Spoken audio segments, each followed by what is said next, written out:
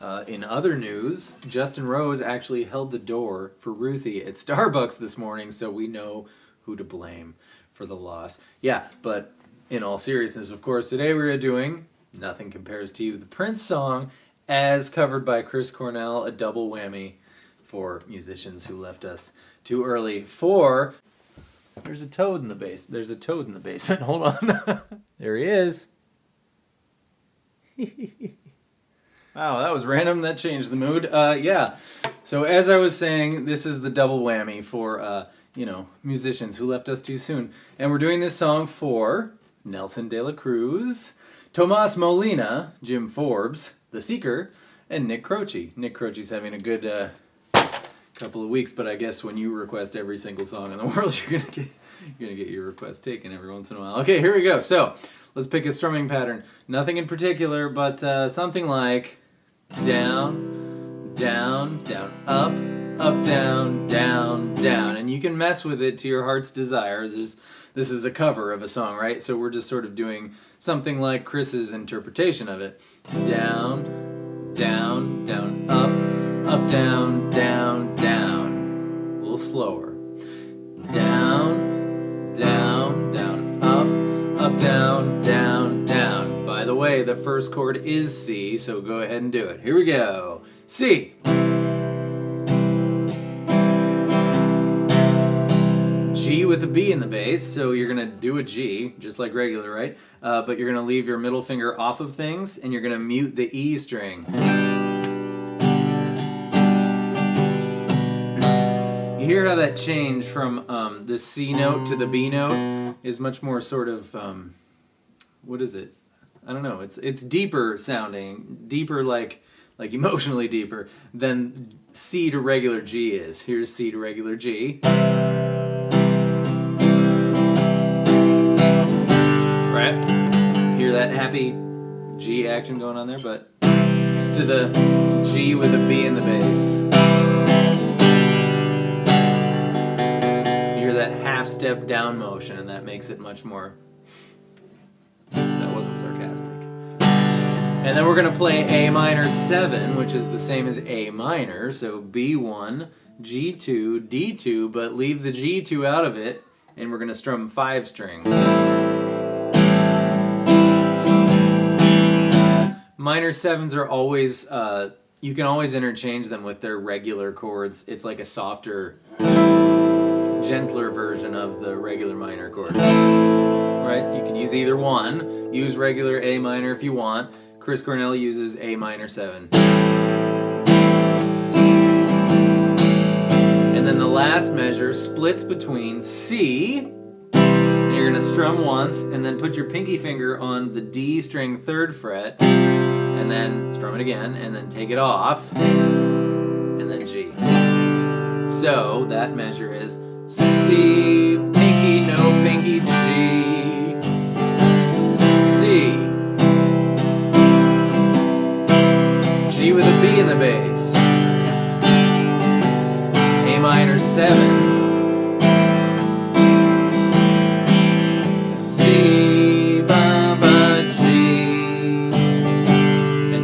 how easy the change from A minor 7 to C is. You just put your ring finger on the A string and you got it. A minor 7, C, A minor 7, C. Super easy. Great. So that's the verse.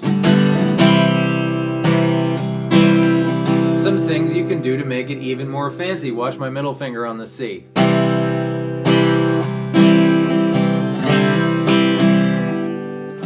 Watch my pointer finger on the G with the B in the bass.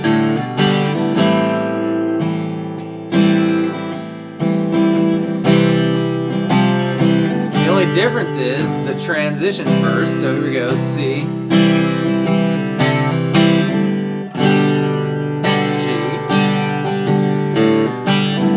A minor 7. So when we're going into the chorus, he plays E or E7 or E7. They're super fancy there. So you could be all E, which is G1, D2, A2, right?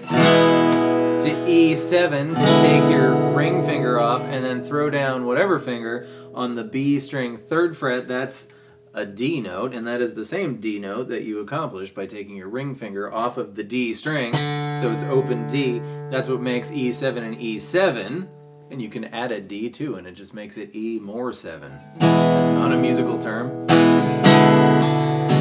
And then the chorus, B flat, everyone's worst nightmare. Nothing compares, F. And B flat is going to be A string 1st fret, D, G, B, 3rd fret.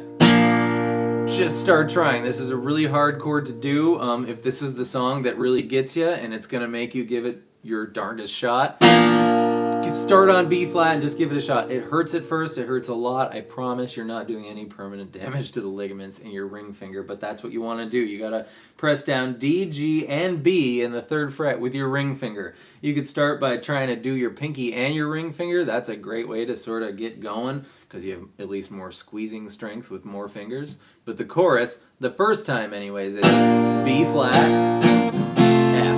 Any way you want to do F. Little F, big F, doesn't matter. And again, B flat. Nothing compares. And then G. And then we're back into the verse. C.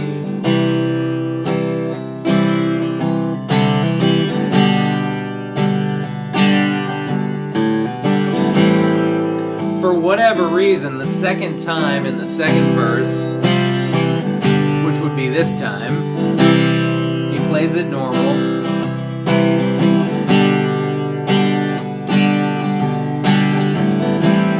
And then instead of the C, G, he plays F.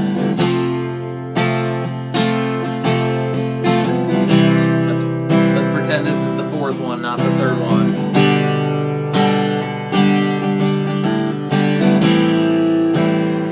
And to our E, or E7. The second chorus, he goes B flat, F, A minor. Nothing compares, G. And then he hangs on G for to you. So, one could deduce here that if you absolutely did not want to play B flat for the chorus anytime, you could play A minor, G instead of B flat, F. For the solo, he does the verse, followed by the chorus, and after the chorus, so we'll do our verse.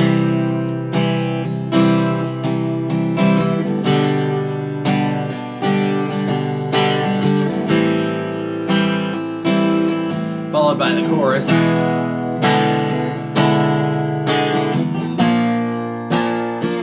B flat, F with the A minor, G, and then G. And then I guess for dramatic funsies, he hits an E minor. And then a G. And in other live versions I checked out, this was kind of based on the one that was the Sirius, like, not Sirius, like the Sirius XM in studio version. He had the cello player.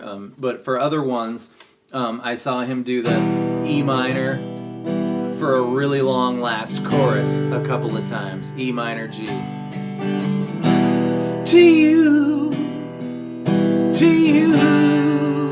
and then that's it. You end the song on G, and for the solo, we're talking about our A minor pentatonic scale. This song, it starts on a C, and it's in the key of C for the most part, except for when it changes, but its sort of home base is in C, and so if we find a C on the E string, this is how you find what minor pentatonic scale you're supposed to use. So, E, this is a good thing to practice also, by the way, F, because there's no such thing as E sharp, F sharp, G, G sharp, there's no such thing as H, of course, so A sharp, B, there's no such thing as B sharp, be sure never to say B sharp or E sharp, and C comes next because there's no such thing as B sharp. So, now that we found our C root, which is like Beirut. You move down 3 frets. 1, 2, 3. You don't even have to know that that's A, but it is A, and that's the minor pentatonic you use if you know the major key of the song. You go down 3 frets and do your minor pentatonic scale, which is the same shape everywhere. We're just doing it here. So 5, 8, 5, 7, 5, 7, 5, 7, 5, 8, 5, 8. And let's see if we can get other Ryan in here to just noodle around on this. This is my very so-so soloing, but just start slow. Go whatever speed you go, and just sort of play some notes. I'm going to do what I like to do just for 2 times through the chord progression so you can see kind of how it goes. And you'll probably see me add in, or not me, but other Ryan. You'll probably see other Ryan add in. So 8th fret, let's go up to the 10th fret on the E string and the 10th fret on the B string. So we have our 8, that was the top of our regular minor pentatonic. And we're going up 2 frets on E and 2 frets on B, and I'm also going to add the blue note in there, which if you're on your G string 7th fret, go up 1 fret higher than that for a sort of somber, sort of heartfelt feeling to it. Here we go, ready? Ready? 1, 2, 3, 4.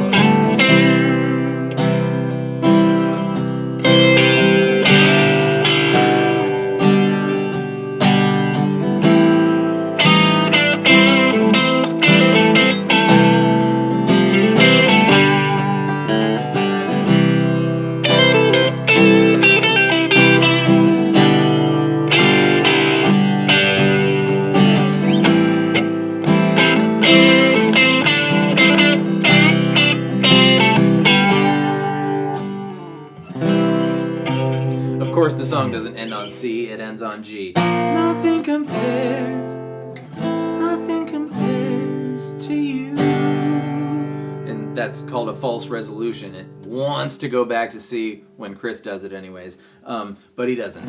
He lets it hang on the G like it's unfinished, which is sort of what the song's about, so that's totally fitting. Anyways, I hope you enjoyed that, and I hope that was helpful. I certainly enjoyed that, especially the toad situation. But yeah, so thank you very much for being here. I hope you have fun with it, and I will see you next time with more stuff. Goodbye.